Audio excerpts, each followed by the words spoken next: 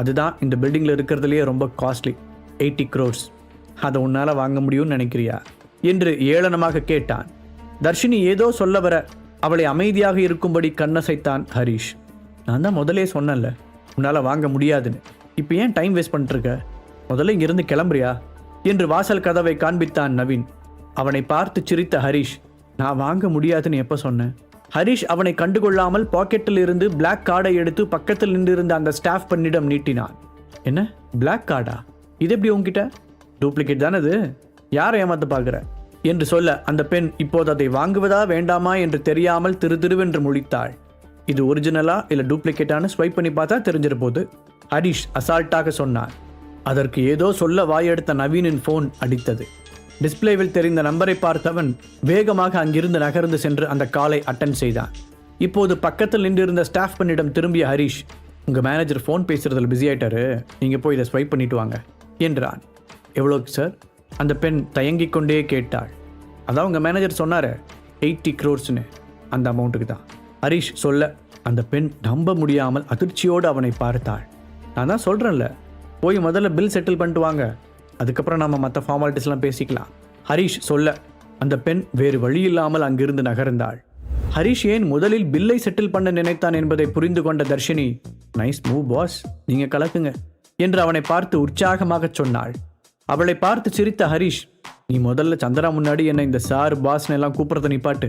உங்ககிட்ட உண்மையை சொல்லும் போதே சொன்னேன்ல சந்தனாவுக்கு இப்போதைக்கு இந்த விஷயம் தெரியக்கூடாதுன்னு. கொஞ்ச நேரத்துக்கு முன்னாடி ஓவர் ஆக்டிங் பண்ணி என்னை அவகிட்ட மாட்டி விட்டுருப்பேன். அந்த பப்பாயா மண்டையன் வரான் பாஸ் என்றாள். என்னடா நான் இவ்வளோ சொன்னதுக்கு அப்புறமும் இன்னும் இங்கேயே நின்றுக்கிட்டு இருக்க? உனக்கெல்லாம் கொஞ்சம் கூட வெக்கம் மானலாம் இருக்காதா? அந்த நவீன் கேட்க அவன் பேசிய விதத்தை பார்த்து தர்ஷினிக்கே கோபம் வந்தது. அப்போது சரியாக அந்த ஸ்டாஃப் பெண் வேகமாக அங்கே ஓடி வந்து, சாரி சார், உங்களை வெயிட் பண்ண வச்சதுக்கு ரொம்ப சாரி. நீங்கள் கொடுத்த கார்டு வச்சு நான் அமௌண்ட் செட்டில் பண்ணிட்டேன். ரெஜிஸ்ட்ரேஷன் மற்ற ஃபார்மாலிட்டிஸ் எல்லாத்தையுமே ஃபாஸ்ட்டாக அரேஞ்ச் பண்ண சொல்லியிருக்கேன். எப்படியும் இன்னும் கொஞ்ச நேரத்தில் எல்லாம் ரெடி ஆகிடும் சார்.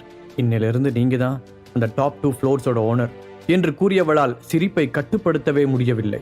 இதனால் நவீனின் முகம் அவமானத்தில் சுருங்கியது.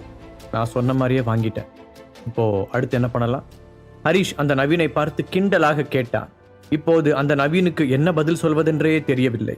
பதட்டமான அவன் சுற்றுமுற்றும் பார்த்தான். ஹரிஷை பற்றி பாட்டியும் திலகாவும் சொன்னதை வைத்து அவன் ஹரிஷை ஒரு விதமாக கெஸ் செய்து வைத்திருந்தான். இப்போது அதற்கு நேர் ஆப்போசிட்டாக நடக்க அவனுக்கு தலையே சுற்றுவது போல் இருந்தது. ஒரு மிடில் ஏஜ் நபர் உள்ளே வந்தார். கோட் சூட்டில் அவர் பார்ப்பதற்கு மிகவும் டீசென்ட்டாக இருந்தார். உள்ளே வந்தவர் நேராக நவீனின் முன் போய் நின்றார். ஹலோ மிஸ்டர், இனிமே நீ இந்த கம்பெனியோட எம்ப்ளாய் இல்லை, இன்னிலிருந்து உனக்கு இங்கே வேலை இல்லை, ஸோ உன்னோட ஆக்சஸ் பேட்சை கழட்டி கொடுத்துரு என்றார். ஜிஎம் சார், நீங்களா? நீங்கள் இங்கே என்ன பண்ணுறீங்க? கண்ணன் சார், நீங்கள் நினைச்சாலும் என்னை இந்த கம்பெனியிலிருந்து தூக்க முடியாது. இந்த கம்பெனியோட வைஸ் பிரசிடென்ட் அருணாச்சலம் என்னோட மாமா தான். ஜிஎம் கண்ணன் நவீனை விட ஹையர் போஸ்டிங்கில் இருந்தாலும் வைஸ் பிரசிடென்ட் லெவலை விட குறைவுதான். அதனால் அவர் இந்த விஷயத்தில் கவனமாக நடந்து கொள்ள வேண்டியிருந்தது. ஆதி அருணாச்சலம் என்ற கேள்வியுடன் ஹரிஷ் கண்ணனை பார்க்க, ஆமா அவர்தான் என்று பதில் சொன்னார் கண்ணன். சரி நாம போலாம் என்று சொன்ன ஹரிஷ் தர்ஷினியை பார்த்து தலையசைத்து விட்டு கண்ணனுடன் சேர்ந்து நடந்தார். அவர்களுக்கு பின்னால் நவீன் திமிராக நடந்து போனான். அவனுடைய மாமாவை பற்றி அவனுக்கு நன்றாக தெரியும். கொஞ்ச நேரத்தில் ஆபீஸ் ரூம் கதவை யாரோ வேகமாக திறக்கும் சத்தம் கேட்டது. ஏ கண்ணா, என்னோட ஆளை வேலையை விட்டு தூக்க உனக்கு எவ்வளவு திமிர் இருக்கணும்? ஒரு முரட்டுத்தனமான குரல் கேட்க அருணாச்சலம் உள்ளே வந்தார். அவரை பார்த்ததும் சந்தோஷமாக எழுந்து அவரிடம் ஓடிய நவீன், மாமா இவ்வளோ சீக்கிரம் வருவீங்கன்னு நானே நினைக்கல, ரொம்ப தேங்க்ஸ் என்றான். என்னாச்சு மாப்பிள்ள, இவன் எதுக்கு உன்னை வேலையை விட்டு தூக்குறான்னு சொன்னா? அருணாச்சலம் கண்ணனை கொஞ்சம் கூட மரியாதை இல்லாமல் பேசினார்.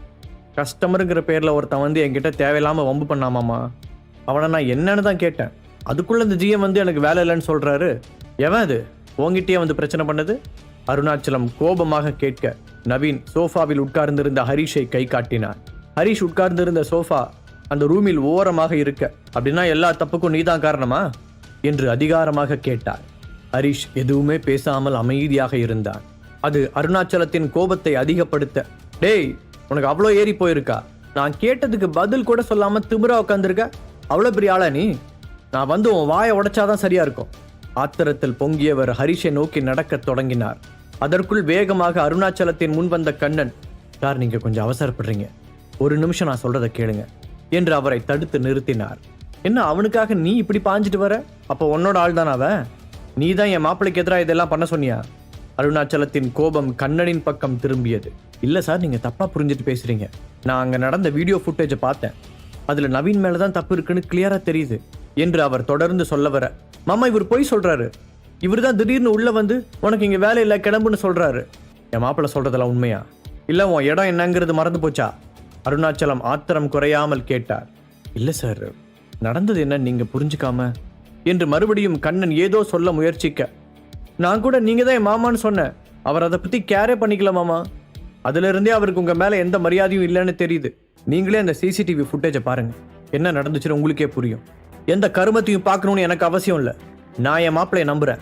அப்புறம் கண்ணன், என் மருமகனுக்கு இனிமே இங்கே வேலை இல்லைன்னு நீ சொன்னல, இப்போ நான் சொல்கிறேன், இந்த நிமிஷத்துல இருந்து உனக்கு இந்த கம்பெனியில் இடம் இல்லை. நீ வெளியே போகலாம் என்றார். அங்கு நடந்த நாடகம் அனைத்தையும் ஒரு வார்த்தை கூட பேசாமல் அமைதியாக கேட்டுக்கொண்டு இருந்தான் ஹரிஷ். கண்ணனின் முகம் சோர்ந்து போனதை பார்த்து நவீன் நக்கலாக சிரித்தான். என்ன ஜிஎம் சார், இதைத்தானே நான் அப்போ இருந்தே சொன்னேன். நீங்கள் தான் கேட்க மாட்டேன்ட்டீங்க. ரோட்டில் போகிற எவனுக்கோ சப்போர்ட் பண்ணி இப்போ பாருங்க உங்கள் வேலையை இழக்க வேண்டியதாயிடுச்சு. நீங்கள் இங்கே வைஸ் பிரசிடென்ட் தானே மிஸ்டர் அருணாச்சலம்? அதுவரை அமைதியாக இருந்த ஹரிஷ் முதல் முறையாக வாயை திறந்தார். ஓ, உனக்கு பேசலாம் வருமா? நான் ஊமையில நினைச்சேன். கிண்டலாக அருணாச்சலம் சொல்லவும் ஏதோ பெரிய ஜோக் கேட்டதை போல நவீன் விழுந்து விழுந்து சிரித்தார். என்ன பெரிய இவன் மாதிரி கொஸ்டின்லாம் கேட்குற? இங்க நான் வச்சதுதான் சட்டம். எதிர்த்து கேள்வி கேட்கலாம் யாருக்கும் உரிமை இல்லை. முடிவா என்னதான் சொல்றீங்க? ஹரிஷ் குரல் எழுப்ப, ரொம்ப சிம்பிள். நீ என் மாப்பிள்ளை காலில் விழுந்து மன்னிப்பு கேளு. அதுக்கப்புறம் உன்னை மன்னிச்சு போக விடுறதா வேண்டாமா நான் முடிவு செய்கிறேன். அருணாச்சலம் சொல்ல, அப்படியா? சரி, அதையும் தான் பார்த்துருவோம். இப்போ நானும் மிஸ்டர் கண்ணனும் உங்கள் மாப்பிள்ளை கிட்ட மன்னிப்பு கேட்கலன்னா என்ன பண்ணுவீங்க? கேட்ட ஹரிஷின் குரலில் இருந்த நிதானமும் அலட்சியமும் அருணாச்சலத்தை நிலையிழக்கச் செய்தது. என்னடா நான் சொல்லிட்டே இருக்கேன், பதிலுக்கு பதில் பேசிக்கிட்டே இருக்க. இனி ஒரு வார்த்தை பேசினாலும் அப்புறம் சாப்பிட்றதுக்கு கூட வாயை திறக்க முடியாமல் பண்ணிடுவேன். யார்கிட்ட வந்து என்ன பேசிட்டு இருக்க ராஸ்கல்? அருணாச்சலம் தன்னை மறந்து கத்தினார். அவர் சொன்னதை கேட்டு சத்தமாக சிரித்த ஹரிஷ், ஓஹோ, என்னையே பேச விடாம பண்ணுவீங்களா? சரி, அது அப்புறமா பார்த்துக்கலாம். பட் ஒரு விஷயத்தில் தீர்ப்பு சொல்றதுக்கு முன்னாடி ரெண்டு பக்கத்து நியாயத்தையும் கேட்கணும் இல்லை? ஜிஎம் சார் தான் அந்த சிசிடிவி ஃபுட்டேஜை ஒரு தடவை பார்க்க சொல்லி அவ்வளோ கேட்குறாருல, நீங்கள் ஏன் அதை பார்த்துட்டு முடிவெடுக்க கூடாது என்று அப்போதும் பொறுமை இழக்காமல் கேட்டான். டேய், முதல்ல யார் நீ? மூஞ்ச கூட காமிக்க பயந்துட்டு அந்த பக்கம் திரும்பி உக்காந்துருக்க. நீ எனக்கு ஆர்டர் போடுறியா? மரியாதையை என் மாப்பிள்ளை கிட்ட மன்னிப்பு கேட்டுட்டு இங்கேருந்து எந்திரிச்சு ஓடிடு. இல்லை வெளியில் இருக்கிற என் ஆளுங்களை மட்டும் இப்போ வர சொன்னான்னு வச்சுக்கோ. அப்புறம் உன் கதி என்ன ஆகுன்னு யோசிச்சுப்பாரு. அருணாச்சலம் அவனை மிரட்டினார். ஆமாம் மாமா, இவனெல்லாம் நம்ம ஆளுங்களை விட்டு நான் வெளுத்தாதான் நம்ம ரேஞ்ச் என்ன யார்கிட்ட போய் ஒம்பு வச்சுக்கிட்டோன்னு இந்த முட்டாளுக்கு புரியும். இருங்க, நான் இப்போவே ஃபோன் பண்ணி வர சொல்கிறேன். திமிராக சொல்லிக்கொண்டே நவீன் அவன் ஃபோனை வெளியில் எடுத்தான். கோபத்தில் முகம் சிவக்க கத்திக்கொண்டே ஹரிஷ் எழுந்து நிற்க, அப்போது சரியாக அந்த ஆபீஸ் ரூம் கதவை திறந்து கொண்டு ஒரு பெண் உள்ளே வந்தாள். உள்ளே வந்த பெண்ணை ஆச்சரியத்துடன் பார்த்த அருணாச்சலம், நிகிதா, நீங்க இங்க என்று கேட்க வந்தார். அதற்குள் ஹரிஷ் அவர் பெயரை கத்திக்கொண்டே எழ கோபமாக அவனை திரும்பி பார்த்தார். ஆனால் அவன் முகத்தை பார்த்தவுடன் அவரின் கீழ் இருந்த பூமி நழுவியது போல இருந்தது. என்ன வதருதா?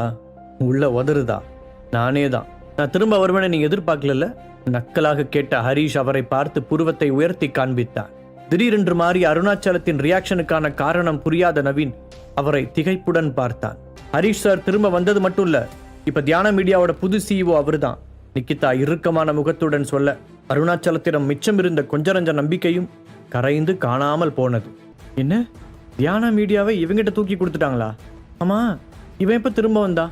இது எதுவுமே எப்படி எனக்கு தெரியாம போச்சு என்று யோசித்தவருக்கு பிபி எகிரத் தொடங்கியது. ஹலோ, என்ன நீ என் மாமாவையே மிரட்டுற? இந்த வெறும்பைய சிஇஓவா? ஏதாவது நம்புற மாதிரி சொல்லு. எங்க போய் யார்கிட்ட பிரச்சனை இழுத்து வச்சிருக்கேன்னு தெரியுமா? இப்போ உன்னோட சேர்த்து என் வேலையும் போகுது. அடிக்குரலில் அவனை திட்டினார் அருணாச்சலம். சாரி சார், நான் வரத்துக்கு கொஞ்சம் லேட் ஆயிடுச்சு. அதான் ஜிஎம் கண்ணனுக்கு முதல்ல இன்ஃபார்ம் பண்ணி என்னன்னு பார்க்க சொன்னேன். நிகிதா மன்னிப்பு கேட்டாள். லேசாக தலையசைத்து அவள் சொன்னதை ஏற்றுக்கொண்ட ஹரிஷ் இப்போது அருணாச்சலத்தை நிதானமாக பார்த்தான். உங்களுக்கு கீழே வேலை செஞ்சா நீங்க கை நீட்டி அடிப்பீங்களா மிஸ்டர் அருணாச்சலம்?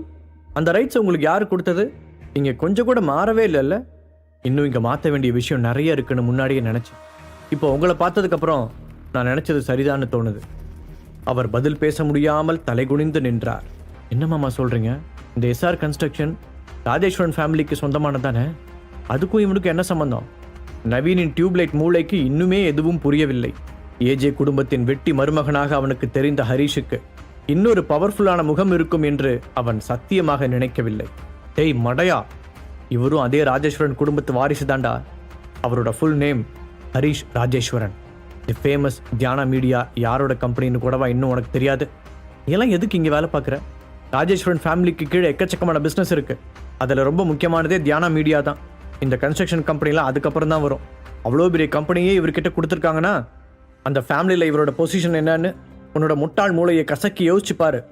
அவர் சொல்ல சொல்ல ஹரிஷ் யார், அவனுடைய வேல்யூ என்ன என்பது நவீனுக்கு கொஞ்சம் கொஞ்சமாக புரிய வந்தது. 2-3 வருஷத்துக்கு முன்னாடி இவன் சின்ன பையனா பிஸ்னஸ் பொறுப்பை ஏற்றுக்கிட்டப்பவே என் கண்ணில் விரல விட்டு ஆட்டினவன். அந்த ராஜேஸ்வரனை பார்த்து கூட நான் அந்த அளவுக்கு பயந்ததில்லை. ஆனால் இவன் சரியான யமகாதகன். ஏதோ பிரச்சனை நடந்து இவனை வீட்டு விட்டு துரத்தி அடிச்சிட்டாங்கன்னு கேள்விப்பட்டேன். எல்லாரையும் விட நான் தான் அதில் ரொம்ப சந்தோஷப்பட்டேன். இப்போ என்னடானா அதை விட பவர்ஃபுல்லான பொசிஷனில் வந்து நிற்கிறான். இப்போ இன்னும் என்னெல்லாம் செய்ய காத்துக்கிட்டு இருக்கானோ. போச்சு, எல்லாம் போச்சு. என் லைஃப், கரியர் எல்லாம் மொத்தமாக போச்சு என்று மனதிற்குள் புலம்பி தீர்த்தார் அருணாச்சலம். மிஸ்டர் அருணாச்சலம், சாரி ஆதி அருணாச்சலம், உங்கள் மைண்ட் வாய்ஸ் எனக்கு கேட்குது. கிண்டலாக ஹரிஷ் சொன்னதை கேட்டு அருணாச்சலம் திருதிருவென்று முழித்தார். அப்புறம் என்ன சொன்ன நீ? கண்ணன் உன்கிட்ட மன்னிப்பு கேட்டுட்டு ஓடணுமா? ஹரிஷ் கேள்வியாய் நவீனை பார்க்க. டேய், இன்னும் என்னடா பார்த்துக்கிட்டே நிற்கிற? போய் கண்ணன் சார் கிட்ட காலில் விழுந்து மன்னிப்பு கேளு. அருணாச்சலம் அவனை விரட்டினார். ஐயோ இல்லை சார், அப்படிலாம் இல்லை. ஜிஎம் சார் ப்ளீஸ் என்னை மன்னிச்சிருங்க. நான் அவசரப்பட்டு உங்ககிட்ட அப்படி பேசிட்டேன் என்று கண்ணனின் முன் நவீன் வந்து கெஞ்சினான். என் கை காலை வர உடைக்கணும்னு சொன்னல. ஹரிஷ் கேட்ட விதத்தை பார்த்து நவீனுக்கு அழுகையே வந்தது. நீங்க 2 பேரும் ஏன் நிற்கிறீங்க? மரியாதைலாம் மனசுல இருந்த போதும், ஃபர்ஸ்ட் உட்காருங்க என்று கண்ணன் மற்றும் நிக்கிதாவை பார்த்து சொன்னார். ஓகே சார் என்று ஏதோ மறுத்து சொல்ல வந்தவர்கள் அவனுடைய ஷார்ப்பான பார்வையை பார்த்து வேகமாக அவனுக்கு 2 பக்கங்களிலும் கிடந்த சேர்களில் ஆளுக்கு ஒன்றாய் அமர்ந்தனர். குட், தப்பு பண்ணவங்க தான் நிக்கணும், நீங்க ஏன் நிக்கிறீங்க என்று அவன் சொல்ல, அவன் தங்களைத்தான் குத்தி காண்பிக்கிறான் என்பது நின்று கொண்டிருந்த அருணாச்சலத்திற்கு நன்றாகவே புரிந்தது. இதுதான் ஹரிஷ். அவனுடைய அகராதியில் மேல் கீழ் என்றெல்லாம் கிடையாது. யார் தப்பு செய்தாலும் ஒரே மாதிரி ட்ரீட்மெண்ட் தான். அதனால்தான் அருணாச்சலத்திற்கு ஹரிஷ் என்றாலே ஆகாது. தன் முன்னால் கை கட்டி நின்றிருந்த இருவரையும் பார்த்த ஹரிஷ், அப்புறம் நவீன், இதுதான் ஒரு மேனேஜரோட லட்சணமா? உன்னெல்லாம் எவன் வேலைக்கு எடுத்தது என்றான். அதை கேட்டு அருணாச்சலத்தின் முகம் சுருங்கியது. ஓ சாரி, மறந்துட்டேன். நீ உன் மாமா ரெக்கமெண்டேஷன்ல அந்த திமிரில் தானே மேனேஜராக இருக்க. நீ இந்த கம்பெனியோட ஜிஎம்ஏ மிரட்டின. இதில் ஒன்றை மட்டும் சொல்லி தப்பு இல்லை. மெயின் பிளக்கை பிடுங்குனா மிச்சதெல்லாம் தானா அடங்கிடும். ஹரிஷ் சொல்ல அருணாச்சலம் அதிர்ச்சியோடு அவனை பார்த்தார். அவரை கண்டுகொள்ளாத ஹரிஷ், நிக்கிதா, அருணாச்சலத்தோட வைஸ் பிரசிடென்ட் பொசிஷனுக்கு கண்ணனை ப்ரமோட் பண்ணுங்க. இன்னிலிருந்து அருணாச்சலம் டிமோட்டட் லிஸ்ட்ல வராரு. அவருக்கு எந்த வேலை சூட் ஆகும்னு நான் பொறுமையாக யோசிச்சு சொல்கிறேன். அப்புறம் நவீனோட தகுதிக்கெல்லாம் இங்கே வேலை பார்க்கணும்னு அவசியம் இல்லை.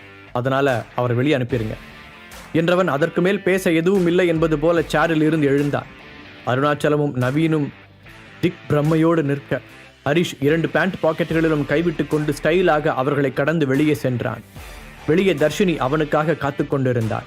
என்னாச்சு பாஸ், அந்த மங்கூஸ் மண்டையனுக்கு உள்ள அடி பலமோ? அதான் அவன் கதற சத்தம் இங்கே வரைக்கும் கேட்டுச்சே. சிரித்து கொண்டே கேட்டாள் தர்ஷினி. அவ்வளோலாம் இல்லை, நமக்கு வேலை வைக்காம அவன் மாமாவே அவனை பார்த்துக்கிட்டார். ஆனால் அவர் அரைஞ்ச அறையில் இனிமேல் அந்த நவீனோட ஒரு பக்கம் காது கேட்கறதே சந்தேகம் தான் நினைக்கிறேன். என்ன அடி? சரி அதை விடு, நீனும் கிளம்பலையா என்றான் ஹரிஷ். எங்கே இங்கே நடந்த ட்ராமாவில் நான் வந்த விஷயத்தையே மறந்துட்டேன். அப்புறம் இப்போ தான் டீலர்கிட்ட ஃப்ளாட்ஸ் ரேட்டை பற்றிலாம் விசாரித்து முடித்தேன். உங்ககிட்ட சொல்லிட்டு போகலான்னு தான் வெயிட் பண்ணுறேன். இனிமேல் தான் கேப் புக் பண்ணணும். தர்ஷினி சொல்லி கொண்டு இருக்கும் போதே அவனுடைய பிஏ நிக்கிதாவும் அங்கு வந்தார். சார், கொஞ்ச நேரத்துக்கு முன்னாடி ஷோரூம்லேருந்து கால் பண்ணாங்க. நீங்கள் புக் பண்ண அந்த பிராண்ட் நியூ ஸ்போர்ட்ஸ் காரை டெலிவரி பண்ண அட்ரஸ் கேட்டாங்க. நான் இங்கேயே கொண்டு வர சொல்லிட்டேன் என்றார். வாவ் பாஸ், புது காரா? நான் கூட நினச்சேன் இன்னும் ஏன் இந்த ஸ்கூட்டர்லேயே சுற்றிட்டு இருக்கீங்கன்னு. தர்ஷினி சந்தோஷமாக கைத்தட்டினார். மூவரும் பேசிக்கொண்டே வெளியே வர பில்டிங் வாசலில் அந்த கார் புது பெயிண்டிங் பளபளப்புடன் நின்றது. ஓகே சார், ஆஃபீஸில் ஒர்க் இருக்கு, நான் கிளம்புறேன் என்று கூறிவிட்டு நிக்கிதா விடைபெற்று செல்ல ஹரிஷும் தர்ஷினியும் மட்டும் பாக்கி இருந்தார்கள். தர்ஷினி, அதான் கார் வந்துருச்சே, நானே உன்னை ட்ராப் பண்ணுறேன், எங்கே போகணும்னு சொல்லு ஹரிஷ் கேட்க தர்ஷினி அவனை திகைப்புடன் பார்த்தாள். இவ்வளவு நாள் அவனை தான் எவ்வளவு மோசமாக அவமானப்படுத்தினோம் என்பதெல்லாம் ஞாபகம் வர, சாரி பாஸ், நான் உங்ககிட்ட அப்படியெல்லாம் நடந்திருக்க கூடாது. இன்னைக்கு அந்த நவீன் பேசினதெல்லாம் கேட்கும்போது தான் நான் எவ்வளோ தப்பாக இருந்திருக்கேன்னு எனக்கே புரிஞ்சது என்று வருத்தத்துடன் சொன்னாள். அவளை பார்த்து சிரித்த ஹரிஷ், அதெல்லாம் முடிஞ்சு போன கதை தர்ஷினி. ஆக்சுவலாக எப்போவுமே உன் மேலே எனக்கு பெருசாக எந்த கோவமே இருந்ததில்லை. ஒரு தங்கச்சி கூட சண்டை போட்டு விளையாடுற மாதிரி தான் இருக்கும். ஸோ டோன்ட் வரி என்றான். பிறகு ஏதோ யோசித்தவன், அப்புறம் நீ எனக்கு ஒரே ஒரு ஹெல்ப் மட்டும் பண்ணணும் என்று கேட்டான்.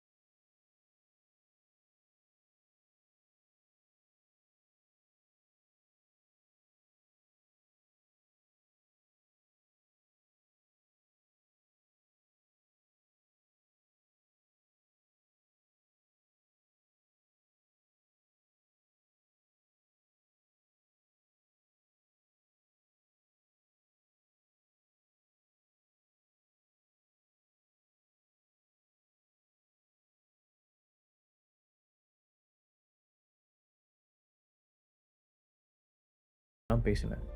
இப்பதான் நீங்க யாருன்னு தெரிஞ்சிருச்சே. உங்களை விடவா அவளுக்கு ஒரு பெஸ்ட் ஹஸ்பண்ட் கிடைச்சிட போறாரு.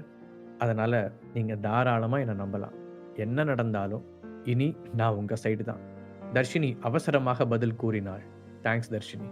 இனிமே நீ சந்தனாவுக்கு மட்டும் இல்ல, எனக்கும் ஃப்ரெண்டு தான். அதற்குள் சர் என்று ஒரு கார் அவர்களை இடிப்பது போல வர ஹரிஷின் பார்வை கூர்மையானது. அவன் இன்னும் வேகமாக தன்னுடைய காரை விலக்கி ஓட்டினான். அப்போது கரெக்டாக சிக்னல் விழ அந்த காரும் ஹரிஷ் காரின் பக்கத்திலேயே வந்து நின்றது. உள்ளே இருந்தவனை பார்த்த ஹரிஷ், அடச்சே, இந்த காமெடி பீஸா, நான் கூட என்னமோ நினைச்சிட்டேன் என்று எரிச்சலுடன் முணுமுணுத்தான். அதற்குள், டே ஹரிஷ், நீதானா அது?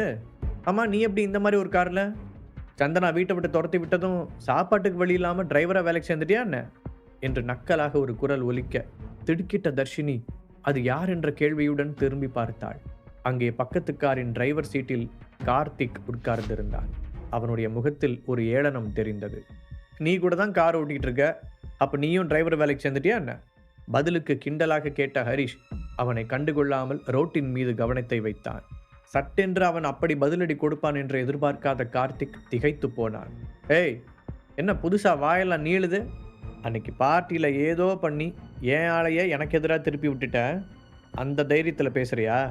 கார்த்திக் கோபமாக கத்த சுற்றிலும் நின்று இருந்த கூட்டம் திரும்பி பார்த்தது. உன்கிட்ட பேசுறதுக்கு தனியா தைரியம் வேற வரணுமா? அலட்சியமாக பதில் சொன்ன ஹரிஷ் அவன் முகத்தை திரும்பி கூட பார்க்கவில்லை. ஹரிஷுடைய இந்த ஆட்டிடியூட் கார்த்திக்கிற்கு ரொம்பவே புதிதாக இருந்தது. அவன் எப்போதுமே கார்த்திக்கை எதிர்த்து பேசுவான். ஆனால் இந்த அளவுக்கு கம்பீரமாக ஹரிஷை இப்போதுதான் அவன் முதல் முறையாக பார்க்கிறான். அன்றைக்கு வந்த நீரஜும் ஹரிஷ் யார் என்று சொல்லாததால் அவனுக்கு இன்னும் ஹரிஷின் உண்மையான ஐடென்டிட்டி தெரியவில்லை. ஹரிஷின் பக்கத்தில் உட்கார்ந்திருந்த தர்ஷினியை பார்த்த கார்த்திக் ஒரு மாதிரி கேவலமாக சிரித்தான். ஹரிஷை பழிவாங்க ஒரு சந்தர்ப்பம் கிடைத்து விட்டதாக நினைத்தவன், ஆமா, இது யாரு புதுசா? நீ வீட்டை விட்டு வெளியே போய் 1 வீக் கூட ஆகல, அதுக்குள்ள புது ஆளை பிடிச்சிட்டியா என்றான். தேவையில்லாம ஒரு பொண்ணை இதில் இழுக்காத, அழுத்தமான குரலில் சொன்னபடி திரும்பி அவனை முறைத்த ஹரிஷின் பார்வையில் தீ பொறி பறந்தது. பாரா, ஐயாவுக்கு ரோஷன்லாம் வருது. அதுவும் இந்த தடவை கொஞ்சம் வெயிட்டான பார்ட்டி போல. இந்த ஸ்போர்ட்ஸ் கார் கூட அந்த பொண்ணோட தானா? லாஸ்ட் 2 இயர்ஸாக சந்தனா உன்னை பார்த்துக்கிட்டா, இப்போ இந்த பொண்ணா? ஆனாலும் உனக்கு எங்கேயோ ஒரு மச்சம் இருக்குடா, உனக்குன்னே வந்து மாற்றாளுங்க. நமக்கெல்லாம் அந்த கொடுப்பனை இல்லை சொன்ன கார்த்திக்கின் குரலில் பொறாமை அப்பட்டமாக தெரிந்தது. தர்ஷினியின் அழகு அவன் கண்ணை உறுத்தியது. அவன் பேச்சை கேட்ட ஹரிஷின் முகம் இறுகியது. ஆரம்பத்தில் பொறுமையாக இருந்த ஹரிஷுக்கு நேரம் போக போக எரிச்சல் அதிகமானது. இன்னும் சிக்னல் போடாமல் இருக்க பல்லை கடித்தவன், இங்க பாரு கார்த்திக், இதோட நிறுத்திக்க, அதுதான் உனக்கு நல்லது. ஏதோ சிக்னலில் நின்றுட்டு இருக்கிறதுனால நானும் பொறுமையாக இருக்கேன், அதுக்காக நீ பேசுறதெல்லாம் கேட்டுட்டு இருக்க நான் பழைய ஹரிஷ் கிடையாது என்று சொல்ல அந்த மரமண்டை கார்த்திக்கு அப்போதும் புரியவில்லை. என்னடா உன் பேச்செல்லாம் ஒரு தினுசா இருக்கு, என்னால் கார்ல இருந்து இறங்கி வர முடியாதுங்கிற தைரியத்தில் பேசிட்டு இருக்கியா என்றவன் அதோடு நிறுத்தாமல், ஆமா, உன் பக்கத்தில் இருக்கிற ஃபிகரை எங்கேயோ பார்த்த மாதிரி இருக்கேன். ஹே ஸ்வீட்டி, எப்படி இவனை மாதிரி ஆளெல்லாம் காரில் ஏற்றுன என கார்த்திக் மறுபடியும் நக்கலாக பேச ஆரம்பித்தான். உனக்கு வாயில பதில் சொன்னா புரியாது என்ற ஹரிஷ் திரும்பி தர்ஷினியை பார்த்து, அதான் சார் கேட்குறாருல, அவன் ரொம்ப பெரிய ஆள் வேற, ஸோ நீ இறங்கி போய் அவர் கேட்குற கேள்விக்கு கரெக்டாக மரியாதையோடு பதில் சொல்லிட்டு வா என ஹரிஷ் அந்த மரியாதை என்ற வார்த்தைக்கு அழுத்தம் கொடுத்து சொல்ல அதில் இருந்த உள்ளர்த்தத்தை தர்ஷினி புரிந்து கொண்டாள். அவ்வளவு நேரமும் ஹரிஷ் பதில் சொல்லி கொண்டிருந்ததால் அமைதியாக இருந்தவள் வேகமாக இறங்கி கார்த்திக்கின் கார் பக்கத்தில் போனாள். அவள் எதற்காக வருகிறாள் என்று தெரியாமல் கார்த்திக் பார்த்து கொண்டிருக்க அவன் பக்கத்தில் போன தர்ஷினி திரும்பி ஹரிஷை ஒரு முறை பார்த்தாள். ஹரிஷ் செய் என்பது போல கண்ணசைக்க அதன் பிறகு கொஞ்சம் கூட யோசிக்காமல் அவள் கார்த்திக்கை ஓங்கி அறைந்திருந்தாள். பார்க்க லீன் பாடியாக இருந்தாலும் அவளுடைய அடி நல்ல ஃபோர்ஸுடன் தான் இருந்தது. கார்த்திக்கின் கன்னத்தில் அறை விழுந்த சத்தம் ஹரிஷின் காதுகளில் எதிரொலிக்க அவன் முகத்தில் ஒரு புன்னகை தோன்றியது. தர்ஷினி திடீரென்று வந்து அடித்ததை பார்த்து கார்த்திக்கின் பக்கத்தில் இருந்த பெண்ணும் ஷாக்கானாள். ஏய், என்ன பண்ணி வச்சிருக்க? இவர் யார் தெரியுமா? ஏஜே கம்பெனியோட முக்கியமான டைரக்டர். அந்த பெண் தர்ஷினியை பயமுறுத்தும் நோக்கத்துடன் சொன்னாள். யாரா இருந்தானே, அவனுக்கு சம்பந்தமே இல்லாத ஒரு பொண்ணை பற்றி தப்பாக பேசினா இதுதான் பதிலுக்கு கிடைக்கும். காரில் உட்கார்ந்திருந்த ஹரிஷ் அலட்சியமாக பதில் சொல்ல தர்ஷினியும் அதை ஆமோதிப்பது போல தலையசைத்தாள். என்னவே அடிச்சிட்டியா?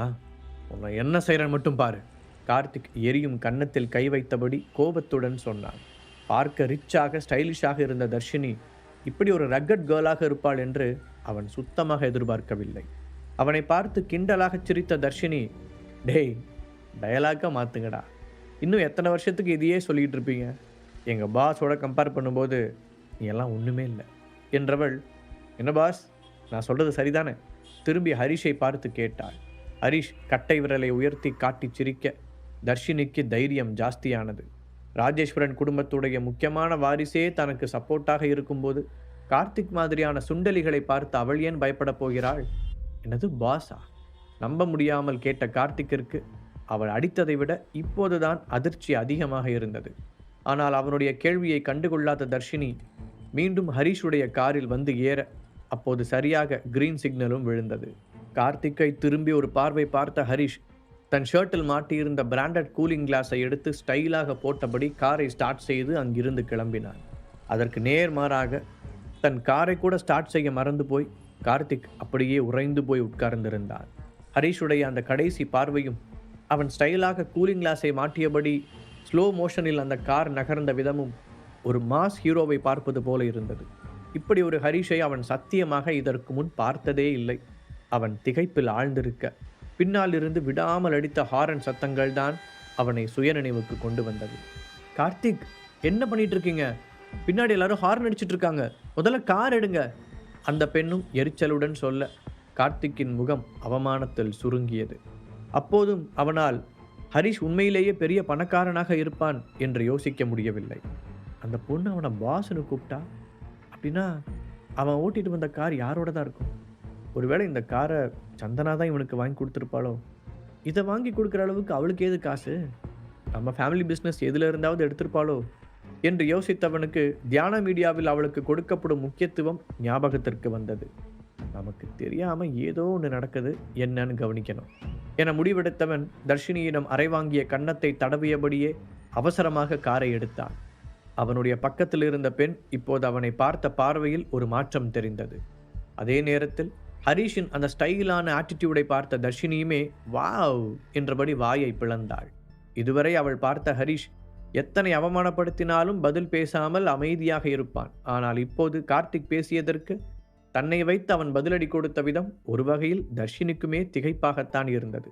இதுவரை அவள் பார்த்த ஹரிஷோடு இன்று அவள் பார்க்கும் ஹரிஷை ஒப்பிடும்போது அவன் அப்படியே வேறொருவனாக தெரிந்தான். இதுதான் ஹரிஷோட உண்மையான முகம் போல. அப்புறம் ஏன் இவ்வளோ நாளாக அப்படி நடிச்சுக்கிட்டு இருந்தாரு? அது தெரியாமல் இத்தனை நாளாக நாம் வேற ஏதேதோ பேசி வச்சுருக்கோம். நல்ல வேளை, ஏதோ பெரிய மனசு பண்ணி அதெல்லாம் மன்னிச்சிட்டாரு என்று அந்த நேரத்திலும் தனக்குள் நிம்மதியாக உணர்ந்தாள்.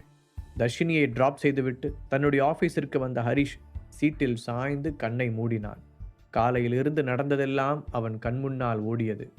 இந்த அனுராதா பாட்டியும் திலகா அத்தையும் சந்தனா விஷயத்தில் எனக்கு எதிராக ஏதோ பிளான் பண்ணுறாங்கன்னு நல்லா தெரியுது. ஸோ கூடிய சீக்கிரம் நம்ம நினச்ச வேலைகளை ஆரம்பிச்சிடணும் என்று நினைத்தவன் சந்தனாவுக்கு ஃபோன் செய்தான். ஹலோ ஹரி. சந்தனாவின் ஸ்வீட்டான வாய்ஸ் கேட்டதும் ஹரிஷின் முகத்தில் அவ்வளவு நேரம் இருந்த இறுக்கம் மறைந்தது. இல்லை, எமர்ஜென்சின்னு கிளம்பி போனியே, அதான் கால் பண்ணேன், மென்மையான குரலில் கேட்டான். அது ஒன்றும் பெரிய பிரச்சனை இல்லை ஹரி, சின்ன இஷ்யூ தான். சால்வ் பண்ணிட்டேன். அப்புறம் நானே உனக்கு கால் பண்ணணும்னு நினச்சேன். நீ எப்படி திடீர்னு அங்கே வந்த? ஏதோ ஃப்ளாட் வாங்கணும்னு கேட்டேன்னு அந்த ஏஜென்ட் சொன்னாங்க. என்ன நடக்குது ஹரி? அவள் கேள்வி மேல் கேள்வி கேட்க ஹரிஷ் ஒரு நிமிடம் என்ன பதில் சொல்வதென்று தெரியாமல் முழித்தான். திடீரென்று மூளைக்குள் பல்ப் எரிய, நான் தான் உங்ககிட்ட சொன்னேன்ல பேபி, வேலை தேட போகிறேன்னு. நான் ஆசைப்பட்ட மாதிரியே ஒரு வேலை அமைஞ்சிருச்சு. என்னோட புது பாஸுக்கு தான் அங்கே ஃப்ளாட் பார்க்க வந்தேன். சரளமாக போய் சொன்னான். ஒரு நிமிடம் மறுமுனையில் பேச்சே வராமல் அமைதியாக இருக்க, என்ன எதுவுமே பேச மாட்டேங்கிறா? ஒருவேளை நம்ம பொய் சொல்கிறோன்னு கண்டுபிடிச்சிட்டாலோ?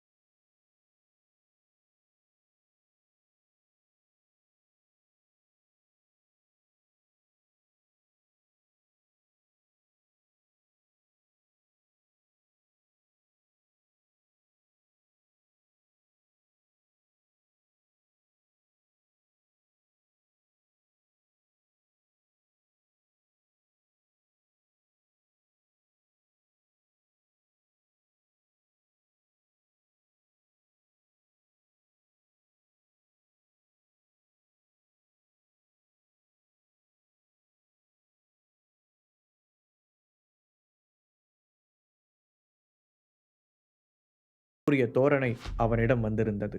பாக்கெட் எஃப்எம் ஆப்பை டவுன்லோட் பண்ணி கிங் ஆடியோ சீரீஸை கேட்க ஸ்டார்ட் பண்ணுங்க.